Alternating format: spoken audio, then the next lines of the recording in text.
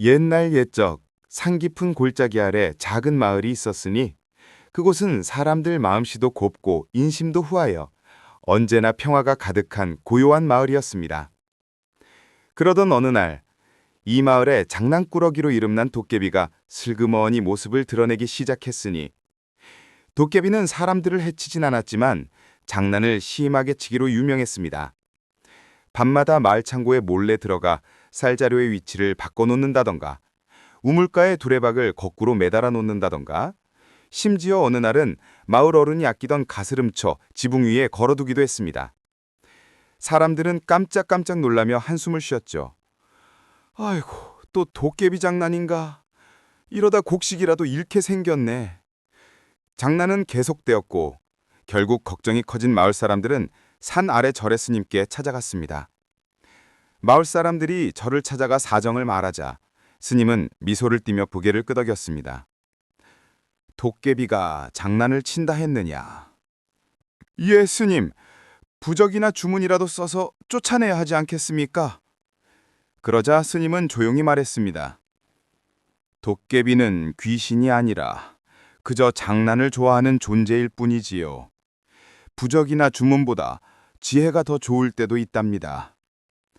마을 사람들은 의아해했지만 스님은 태연스럽게 일어나 산길로 향했습니다. 스님이 마을로 내려가는 길목, 어둑한 숲길 사이에서 형형한 눈 두 쌍이 빛나더니 풍채 좋은 도깨비가 우르르 웃으며 나타났습니다. 스님이 왜 이곳까지 혹시 나를 잡으러 온 건가? 하지만 스님은 겁도 먹지 않고 차분히 두 손을 모았습니다. 아니네. 다만 그대와 한 가지 겨루어 보고자 왔을 뿐이네. 겨루? 혹시 힘 자랑? 힘은 나보다 그대가 세지. 하지만 지혜라면 어떠한가? 도깨비는 흥미가 생겼습니다. 지혜 대결. 이라, 좋다. 내가 이기면 마을 사람들 더 놀려도 되지. 스님은 빙긋 웃으며 대답했습니다. 허나 내가 이기면 그대가 마을을 지켜주는 수호신이 되어주게. 도깨비는 배꼽을 잡고 웃었습니다. 스님, 수호신이면 장난은 못 치는 거 아닌가? 그렇지. 그럼 제대로 해보자. 그리하여 둘의 지혜 대결이 시작되었습니다. 먼저 도깨비가 문제를 냈습니다. 도깨비는 들고 있던 몽둥이를 땅에 꽂으며 말했습니다. 스님, 이 몽둥이의 무게를 재지 않고 무게를 맞춰보게나. 말로만, 숫자로. 사람들도 어려워하는 문제를 내놓은 것이죠. 그러자 스님은 조용히 주변을 둘러보더니 도깨비에게 되물었습니다. 이 몽둥이를 들 수 있겠나? 당연하지. 그렇다면 한 손으로 들었을 때와 두 손으로 들었을 때 그대 팔에 느껴지는 차이를 말해보게. 도깨비는 팔을 굽혔다 펴며 잠시 생각이 잠겼습니다. 두 손으로 들면 가볍고 한 손으로 들면 무겁지. 그렇다면 그 차이만큼이 그대가 느끼는 무게가 아닌가? 도깨비는 입이 벌어졌습니다. 이럴 수가. 저런 방식은 생각조차 못했구나. 첫 번째 문제, 스님의 승. 이제 스님의 차례였습니다. 스님은 마을 어귀에 오래된 나무를 가리켰습니다. 도깨비여, 저 나무가 자라는 소리를 들어보게. 도깨비는 귀를 종긋 세웠습니다. 왼쪽 귀, 오른쪽 귀, 심주로 어깨까지 대보았지만 들리는 것은 바람 소리뿐이었습니다. 스님, 아무 소리도 안 들리오. 그렇다면 그대는 지금 무엇의 소리를 듣고 있는가? 도깨비는 눈을 동그랗게 뜨고 말했습니다. 아무것도? 아닌데요? 맞네. 바로 고요의 소리일세. 도깨비는 감탄했습니다. 고요에도 소리가 있다는 말이오? 그대가 듣지 못한다고 해서 존재하지 않는 것은 아니지. 세상의 소리도 마음의 소리도 마찬가지일세.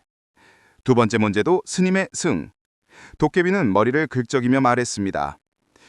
이 스님 만만치 않구나. 이번엔 도깨비가 마지막 문제를 냈습니다. 지면 약속대로 수호신이 되어야 하니 도깨비는 심각하게 고민했습니다. 그러다 갑자기 환하게 웃으며 말했습니다. 좋다, 스님. 이것이 마지막 문제. 존재하지만 볼 수 없고 잡을 수도 없고 없다고 하면 있지만 있다고 하면 없는 것. 정답은 무엇인가? 스님은 미소를 머금고 손가락으로 도깨비의 가슴을 가리켰습니다. 스님이 말했습니다. 그대가 지금 내 보인 마음일세. 도깨비가 깜짝 놀라 묻습니다. 마음? 그대가 장난을 치는 것도 마음, 그대가 웃는 것도 마음, 이 대결을 즐기는 것도 마음. 하지만 그 마음은 잡을 수도 볼 수도 없지. 그대가 있다고 하면 생겨나고 없다고 하면 사라지지 않나. 도깨비는 말이 막혀 잠시 고개를 숙였습니다. 그리고 천천히 고개를 들며 말했습니다. 스님, 내가 졌습니다.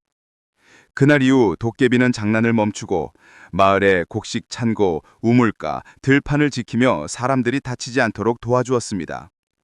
마을 사람들은 도깨비를 수호도깨비라 불려 감사했죠. 도깨비는 슬쩍 말했습니다.